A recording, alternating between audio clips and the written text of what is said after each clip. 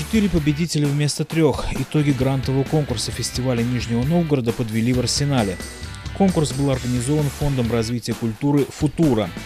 Более 30 фестивальных проектов прошли независимую экспертную оценку. В итоге вместо предусмотренных условиями конкурса 3 победителей было выбрано 4. Поздравляем. Да, и надеюсь, что вы обрадуете всех нижегородцев. Молодцы. Грантовые конкурсы обладают внутренним потенциалом. Это не только раздача, и не столько, может быть, даже раздача денег и поддержка идей, что само собой разумеется, это еще и инструмент аналитики. Что касается денег, общая сумма грантов также была увеличена. Она составила 1 850 000 рублей, что на 100 000 рублей больше заявленного грантового фонда. Самый большой грант в 550 000 рублей получила команда молодых и талантливых архитекторов за организацию фестиваля «О город».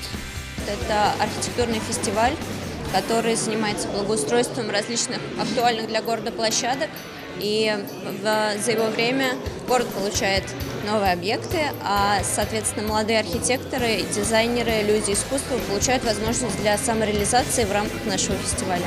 Фестиваля участники касались различных сфер искусства и социально-культурной деятельности – театр, кино и видеоарт, архитектура, история, традиции и фольклор, медиа, лингвистика, литература, журналистика, мода, уличное искусство. А самой популярной фестивальной тематикой среди конкурсантов стала музыка во всевозможных ее проявлениях. Цель нашего фонда «Футура» она только одна. То есть, если мы можем что-то сделать для изменения стандарта проведения каких-либо мероприятий, меняющих уровень культуры в городе, мы будем делать все возможное. Так будет и в следующем году. Условия грантового конкурса фестиваля Нижнего Новгорода на 2016 год будут объявлены не позднее 1 августа 2015 года.